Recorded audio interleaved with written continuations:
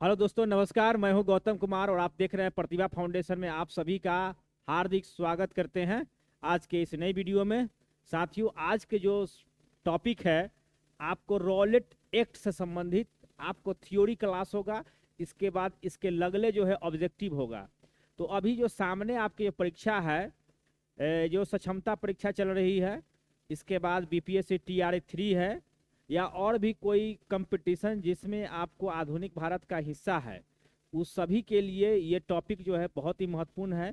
और आधुनिक भारत का सीरीज जो है हम लेकर लगातार आ रहे हैं। और पढ़ाने का जो जो सीरीज है, मेरा सबसे पहले की थ्योरी करा देते हैं और इसके बाद उसका ऑब्जेक्टिव कराते हैं।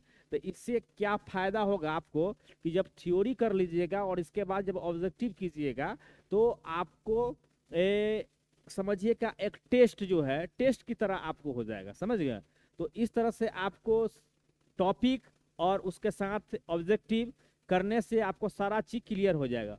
और ये सारे जो क्वेश्चंस है, ये सारे क्वेश्चन जो है आपको घटना चक्र के बुक से लिया जा रहा है ना। तो सारा पीसीएस लेवल का क्वेश्चन है। तो क्वेश्चन भी बहुत स्टैंडर्ड ढंग का क्वेश्चन है, तो आपको मजा भी आएगा। तो चलिए हम लोग शुरुआत करते हैं। सबसे पहले रॉलेट एक्ट के विषय में पढ़ते हैं, ठीक है?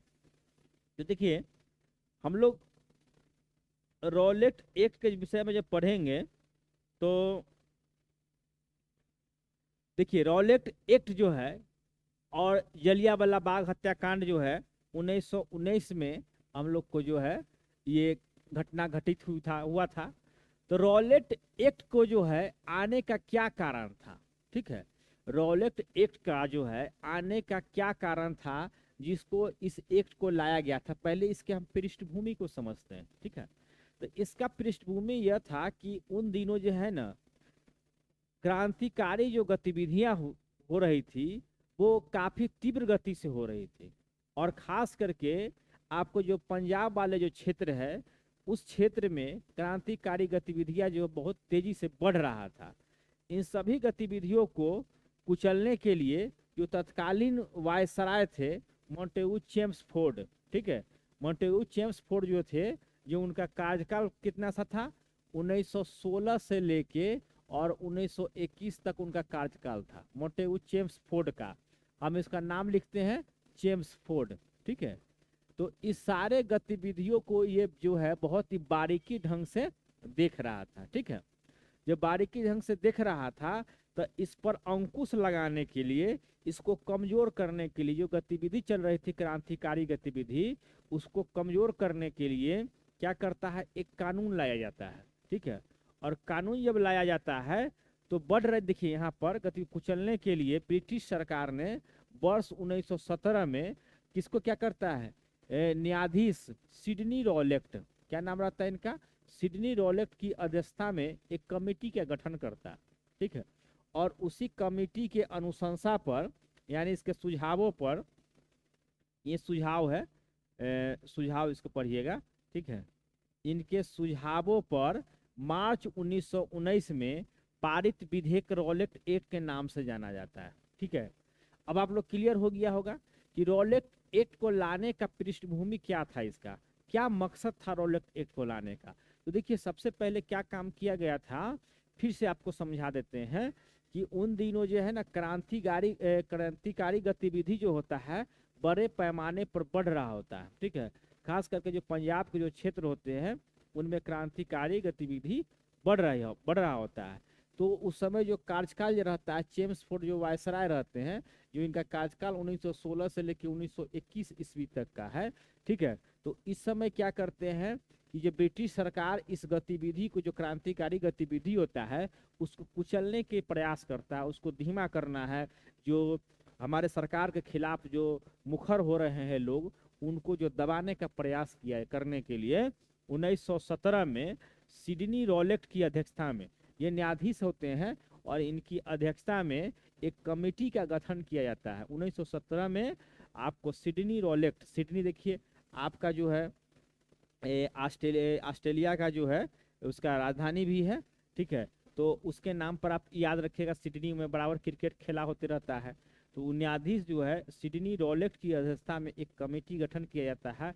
और यह कमेटी जो के सुझावों पर जो है मार्च 1919 में एक विधेयक पारित किया जाता है जो कि रॉलेट एक्ट के नाम से जाना जाता है। ठीक है, और ये क्यों जाना जाता है नाम से? क्योंकि सिडनी रॉलेट जो है इसका अध्यक्ष होते हैं और उन्हीं के नाम पर इसका नाम क्या हो जाता है, उस विधेयक का रॉलेट एक्ट हो जाता है। ठीक है, इस विधेयक जो है इतना खतरनाक होता है कि इसको क्या कहता है, बिना वकील और बिना अपील तथा बिना दलील का कानून कहा गया। इस कानून में ऐसा प्रावधान किया गया था कि ये जो है कहीं भी मुजरिम साबित हो रहा है, साबित होने से पहले ही इसको गिरफ्तारी करके अंदर कर देने की बात था। एकदम समझिए कि ये तनाशा वाली बात थी। ठीक है, तो ये क्या किया कि बिना इस कानून को क्या कहा गया, बिना वकील, बिना अपील और बिना दलील का इसके कानून कहा गया। मतलब इसको कहिए ना कि जंगल राज कहा गया, समझे, कि न वकील होगा, न अपील होगा और न कोई दलील होगा, और सीधा क्या होगा, जेल के अंदर आप ठूंस दिए जाइएगा। थोड़ा आपका जुल्म भी नहीं होगा तो भी आपके साथ क्रूरता के साथ व्यवहार किया जाएगा। इस कानून के तहत इसका प्रावधान किया गया। ठीक है, तो इसका पूरे देश भर में व्यापक जो है इसका विरोध प्रदर्शन शुरू हो गया। ठीक है, जब विरोध प्रदर्शन शुरू हो गया, जगह जगह पर लोग क्या करने लगे, विरोध करने लगे। इसी विरोध के क्रम में जो है ना, पंजाब का देखिएगा, पंजाब के जो होता है ना, पंजाब का जो क्षेत्र है उस क्षेत्र में क्या होता है, पंजाब के जो क्षेत्र होते हैं उस क्षेत्र में जो है ना आपको डॉक्टर किचलू, ठीक, सैफुद्दीन किचलू और डॉक्टर सत्यपाल सिंह को जो होता है ना गिरफ्तार कर लिया जाता है। ठीक है, क्या कर लिया जाता है, गिरफ्तार कर लिया जाता है। पहले थोड़ा सा हम देख लेते हैं, इसके बाद हम और आगे बात करते हैं। देखिए, तो देखिए इसका जो कार्यकाल जब था, देखिए यहाँ पर देखिए वायसराय लॉर्ड चेम्सफोर्ड के कार्यकाल में जो 1916 से 1921 के बीच रॉलेट एक्ट पारित किया गया था। ठीक है, तो रॉलेट एक्ट पारित कब किया गया था, 1919 में। ठीक है, 1919 में रॉलेट एक्ट पारित किया गया था, और 1916 से लेके 1921 में के बीच जो किसका कार्यकाल था, लॉर्ड चेम्सफोर्ड का। तो यहाँ से आपको एक प्रश्न पूछता है कि जो रॉलेट एक्ट जो है किसके कार्यकाल में पारित किया गया था, तो आप याद रखिएगा लॉर्ड चेम्सफोर्ड। ठीक है, अब देखिए महात्मा गांधी कहे ना कि मतलब रॉलेट एक्ट के खिलाफ जो है पूरे देश भर में जो है ना व्यापक आपको विरोध प्रदर्शन शुरू हो जाता है। ठीक है, जब व्यापक विरोध प्रदर्शन शुरू होता है और उसी विरोध प्रदर्शन का जो नेतृत्व है हर जगह जो क्रांतिकारी वीर थे वो कर रहे होते हैं, और उसी में जो है महात्मा गांधी जो है ना सर्वप्रथम जो है इनका गांधी का पहला साहसिक सत्याग्रह जो है रॉलेट एक्ट के ही खिलाफ था। समझे, जब गांधी जी जो ने पहला साहसिक जो कदम उठाया था अंग्रेजों के खिलाफ, वह साहसिक कदम जो है आपको रॉलेट एक्ट के खिलाफ था। इन्होंने सत्याग्रह के लिए निम्न 3 मंचों का उपयोग किया। देखिए महात्मा गांधी जो इस रॉलेट एक्ट के खिलाफ जो है मुखर होकर, काफी उग्र होकर कहिए, और पूरे दिलो जान से या पूरे मन से कहिए, पूरे इसमें क्या करते हैं, आंदोलन में कूद जाते हैं, और इसको साहसिक सत्याग्रह कहा जाता है, इस सत्याग्रह को खिलाफ को। ठीक है, और इसके लिए यह जो है होम रूल लीग का 3 जो मंच रहता है, होम रूल लीग का उपयोग करते हैं, खिलाफत आंदोलन का करते हैं, इसका सत्याग्रह सभा का आयोजन करते हैं। ठीक है, सत्याग्रह क्या करते हैं, सभा का आयोजन करते हैं, सत्याग्रह सभा, ये 3 मंचों का खुलेआम जो है प्रयोग करते हैं गांधी जी। ठीक है, यहाँ तक कोई दिक्कत समझने में? चलिए हम लेते हैं, अब अगला पेज लेते हैं और उसमें देखते हैं। चलिए अब जो है यहाँ अब हम लोग आ जाते हैं जलियांवाला बाग हत्याकांड में। ठीक है, तो जलियांवाला बाग हत्याकांड क्या होता है, यहाँ पर रॉलेट एक्ट तो हम लोग समझ गए। तो रॉलेट एक्ट के ही विषय के लेकर जो है विरोध प्रदर्शन शुरू होता है। ठीक है, और उस विरोध प्रदर्शन में पंजाब का जो क्षेत्र होता है वहाँ पे जो 2 लोकप्रिय नेता होते हैं, वो 2 लोकप्रिय नेता कौन कौन होते हैं, एक होते हैं सैफुद्दीन, ठीक है, ये सैफुद्दीन किचलू, याद रखिएगा नाम, डॉक्टर सैफुद्दीन किचलू, और डॉक्टर जो है सत्यपाल सिंह की गिरफ्तारी कर ली जाती। ठीक है, सत्यपाल सिंह को गिरफ्तारी कर ले जाती है। और गिरफ्तारी जब के विरोध में क्या कहता है, 13 अप्रैल 1919 को बैसाखी के दिन, देखिए बैसराबी हो गया है, देखिए ये बैसाखी के दिन जो है, बैसाखी, ठीक है, बैसाखी के दिन अमृतसर के, देखिएगा, अमृतसर के जलियांवाला बाग में एक सार्वजनिक सभा बुलाई गई थी, ठीक है, जहां general regiment Edward Harry Dyer ने आर एच डायर ने निहत्थे, ये तो है, निहत्थे भीड़ पर यानी कि 1000 लोगों पर गोली चलाकर हत्या कर दी, ठीक है। तो इसके हम लोग समझते हैं थोड़ा सा और भी विस्तार से। देखिए क्या होता है जलियांवाला बाग हत्याकांड का, कि जब रॉलेट एक्ट के ही खिलाफ जो है पूरे देश में व्यापक प्रदर्शन होते रहता है, उस प्रदर्शन में क्या करता है कि पंजाब के जो क्षेत्र होते हैं वहाँ के दो लोकप्रिय नेता है, जिसका नाम है डॉक्टर सैफुद्दीन किचलू और डॉक्टर सत्यपाल सिंह। इन दोनों नेताओं को क्या कर लिया जाता है, गिरफ्तार कर लिया जाता है।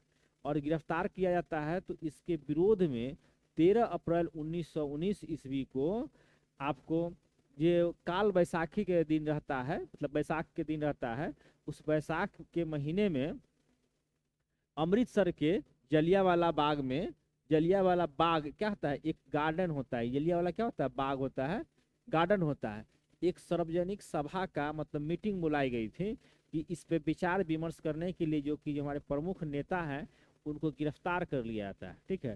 तो इसके लिए एक सभा बुलाई जाती है जिसमें बहुत सारे लोग जो है से कि मतलब जमा रहते हैं, ठीक है, और उस मीटिंग में भाग लेते हैं जो उनका समर्थक होते हैं। लेकिन इसी क्रम में क्या होता है कि ये गलतफहमी, मतलब बाद में ये पता चला है, ये गलतफहमी फैल जाता है कि यहाँ पर जो अंग्रेजों के द्वारा ये बात कही गई कि गलतफहमी हो गया कि मतलब बहुत यहाँ पर जो क्रांतिकारी गतिविधियों को और तेज करने के लिए यहाँ पर लोग एकत्रित हुए हैं और एकत्रित होकर क्या कर रहे हैं, ये संगठन को और मजबूत करने का काम कर रहे हैं, ठीक है, और आगे और भी क्रांति गतिविधियों को तेज किया जाएगा, ठीक है। तो क्या करता है, और उसमें एक नागरिक होते हैं हिंदुस्तान का ही जो कि इसकी सूचना को प्रेषित करते हैं अंग्रेजों को, ठीक है, मतलब गलत सूचना दे देते हैं।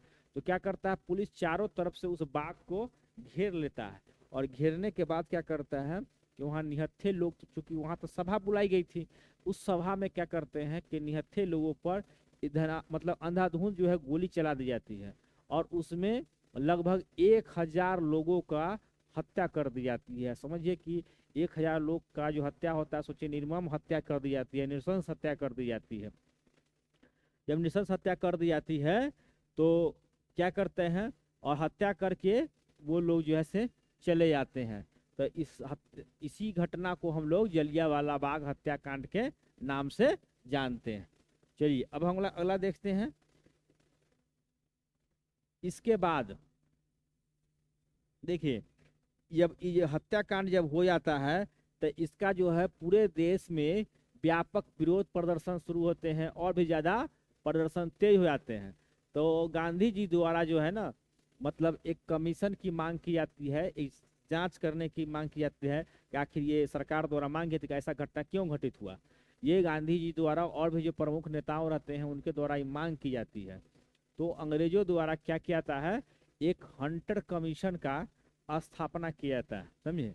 ये हंटर कमीशन, ये हंटर नाम के जो व्यक्ति रहते हैं, लॉर्ड हंटर, जो इनके नाम पर इस कमीशन की मतलब गठन किया जाता है, जो कि 1 अक्टूबर 1919 में, ठीक है, 1 अक्टूबर 1919 में गठन किया जाता है, जिसमें भारतीय सदस्य कितने होते हैं, 3 होते हैं। सी एस सीतलवार, पंडित जगत नारायण, सुल्तान अहमद खान, ये 3 व्यक्ति होते हैं जो भारतीय सदस्य होते हैं।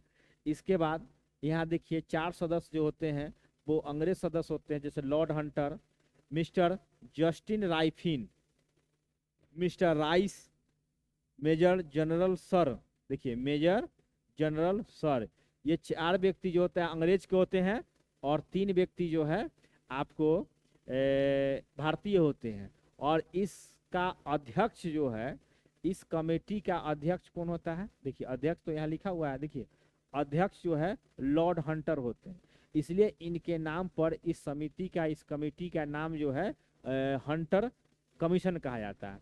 और ये जब रिपोर्ट सौंपते हैं तो उसमें कहते हैं, इनके रिपोर्ट में जो कहा जाता है कि 379 लोगों की ही हत्या की गई है, मतलब 379 लोगों की ही मृत्यु हुई है, ऐसा इनके रिपोर्ट में कहा जाता है। ठीक है, जिसका बहुत ही व्यापक आपका विरोध भी होता है। ठीक है, मतलब मारा 1000 लोग, रिपोर्ट देता है सरकारी रिपोर्ट कितना आपको 379 का, समझ गए। जैसे कि अभी ट्रेन में एक्सीडेंट हो जाएगा भारतीय रेल से, तो मरेगा आदमी 2000, रिपोर्ट कितना आएगा कि 20 गो आदमी मर गया, समझ गए। तो ऐसा ही रिपोर्ट जो है उस समय के भी ब्रिटिश सरकार द्वारा किया जाता था, समझ गए। तो चलिए हम लोग आगे बढ़ते हैं। उम्मीद है कि अब सारी चीज़ों को स्पष्ट हो रहा होगा, जानकारी आपको। अब देखिए रिपोर्ट जब प्रस्तुतिकरण किया जाता है, ठीक है, ये रिपोर्ट प्रस्तुतिकरण से संबंधित कुछ फैक्ट्स हैं। देखिए यह 1920 में रिपोर्ट सौंपा जाता है, और 1920 में यही बात बताया जाता है कि इसमें जो है 379 लोगों की हत्या हुई है, यानी कि मर्डर हो गया है, यानी मृत्यु हो गया है। ठीक है, बाकी लोग बच गए हैं, ऐसा इनके द्वारा कहा गया। और उसमें जो जनरल डायर थे, REH जनरल डायर, उसको नौकरी से हटाना पड़ा, मतलब नौकरी से तो हटा दिया, लेकिन उसकी तरफदारी जो है बहुत बड़े पैमाने पर की गई। ठीक है, और ब्रिटेन के जो अखबार थे, ब्रिटेन के अखबार के अनुसार ये कहा गया किसको, जनरल डायर को, कि ब्रिटिश साम्राज्य का इसे रक्षक कहा गया। क्या कहा गया, ब्रिटिश साम्राज्य का ये रक्षक है, समझ गए। और ब्रिटानी लॉर्ड सभा जो होता है, लॉर्ड सभा ने कहा कि ब्रिटिश साम्राज्य का शेर है कौन, जनरल डायर। ठीक है, ये पंजाब के लेफ्टिनेंट रहता है। ठीक है, जिसके आदेश पर ही आपको सैनिक द्वारा जो है ना गोली चला दी जाती है। लॉर्ड सभा द्वारा जो है इसे क्या कहा गया, ब्रिटिश साम्राज्य का शेर कहा गया। और ब्रिटिश जो सरकार था उसके द्वारा कहा गया है कि मान की तलवार, इसको क्या कहा गया, मान की तलवार। बहुत इंपॉर्टेंट फैक्ट है, ये सब आपको कमीशन लेवल के एग्जामों में ये तरफ के प्रश्न पूछते हैं। ठीक है, इसके बाद हम लोग चलते हैं नेक्स्ट पेज में, देखते हैं नेक्स्ट पेज में। देखिए माइकल ओ डायर, ठीक है, अब हम लोग देखेंगे माइकल ओ डायर जो है, जो कि, ठीक है, ये पंजाब के लेफ्टिनेंट क्या रहते हैं, माइकल ओ डायर, याद रखिएगा नाम। माइकल ओ डायर जो है आपको क्या करते हैं, उधम सिंह जो होते हैं वो लंदन चले जाते हैं, ब्रिटेन चले जाते हैं, और वहाँ पर जो है माइकल ओ डायर को एक सभा में, एक सभा क्या बताइए, एक कुछ मनोरंजन चलते रहता है, पार्टी में, सॉरी पार्टी में क्या करता है कि उनकी गोली मारकर हत्या कर दी जाती है। ये मार्च 1940 ईस्वी में, कहा किया था लंदन में। ये उधम सिंह द्वारा पंजाब के लेफ्टिनेंट माइकल ओ डायर को, चूंकि इसकी जिम्मेवारी को जो है कौन मानता था, ये आपको उधम सिंह मानते थे, पूरी भारतीय मानते थे कि इसके जिम्मेवार माइकल ओ डायर है, जिसकी हत्या मार्च 1940 में गोली मार के लंदन में कर दी जाती है। और इसी तरह से ये जो कांग्रेस जांच समिति जो था जलियांवाला बाग हत्याकांड का, इसको जो लिखने का काम कौन किया, लिखने का कार्य जो है महात्मा गांधी को सौंपा गया था। ठीक है, अब इस जो जलियांवाला बाग हत्याकांड था तो उसमें मोंटेग्यू के द्वारा कहा गया कि यह निवारक हत्या था, नृशंस हत्या, निवारक हत्या, नृशंस हत्या कहा गया। ठीक है, इसके बाद दीन बंधु, जिनको CF एंड्रूज भी कहा जाता है, ठीक है, ये गांधी जी दौरान इनको दीन बंधु नाम दिया गया। ये CF एंड्रूज जो है ना, ये आपको अंग्रेज थे। ठीक है, लेकिन महात्मा गांधी के जो अफ्रीका में जो उनका जो स्थापना किए थे, वहाँ पर जो काम कर रहे थे, क्या नाम था उसका, CF एंड्रू जो है ना, उनका जो क्या कहते हैं, नाम भूल रहे हैं। ठीक है, तो CF एंड्रू जो है वहाँ पर इनको काफ़ी मदद करते हैं, मिलकर ये गरीबियों के लिए काम करते हैं। इसके बाद भारत आते हैं, और भारत में भी ये भारतीयों के लिए बहुत सारा काम करते हैं। यही कारण है कि गांधी जी द्वारा इनको दीन बंधु कहा गया। ठीक है, दीन मतलब गरीब, और बंधु मतलब भाई, यानी गरीबों का भाई कहा गया। ठीक है, और इन्होंने कहा कि जानबूझकर की गई क्रूर हत्या है। जलियांवाला बाग हत्याकांड को क्या कहा कि जानबूझकर की गई क्रूर हत्या है। ठीक है, चलिए तो आगे हम लोग देखते हैं।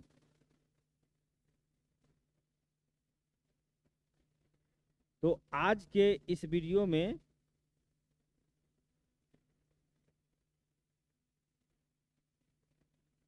देखिए, आज के इस वीडियो में रॉलेट एक्ट से संबंधित जो है प्रश्न जो है, देखिए रॉलेट एक्ट जो है आज के इस वीडियो में मतलब सारा थ्योरी हो चुका है और आगे जो है इसका हम क्वेश्चन लेके आएंगे। तो सबसे पहले आपको क्या काम करना है कि इसके जितने भी थ्योरी सेक्शन है इसको आप कर लेना है। इसके बाद आपको ऑब्जेक्टिव सेशन का वेट कीजिए, मैं जल्द ही लेकर आ रहा हूँ, ठीक है। और जिसके बाद ही आपको अपलोड हो जाएगा, तो आप दोनों चीज़ देख लीजिएगा। तो ये रॉलेट एक्ट और जलियांवाला बाग हत्याकांड से संबंधित आपको थ्योरी सेक्शन था, जहाँ से क्वेश्चन आपको ऑब्जेक्टिव बनते हैं, ठीक है। तो मिलते हैं हम नेक्स्ट वीडियो में, और वीडियो को जितना हो सके शेयर कर दीजिए अपने दोस्तों के पास, लाइक कीजिए, इसको शेयर कीजिए और सब्सक्राइब करना नहीं भूलिएगा। इसी प्रकार का मॉडर्न हिस्ट्री सेक्शन लगभग सभी चीज़ों का आ जाता है धीरे धीरे करके, ठीक है। तो घबराना नहीं है, और कमीशन की भी एग्जाम के लिए उतना ही महत्वपूर्ण है जितना आपको सक्षमता परीक्षा हो, बीपीएससी TR3 हो, ठीक है। और अन्य एग्जामों में भी उतना ही महत्वपूर्ण है टॉपिक, ठीक है। तो मिलते हैं नेक्स्ट वीडियो में, तब तक के लिए खुश रहिए, मस्त रहिए, जय हिंद।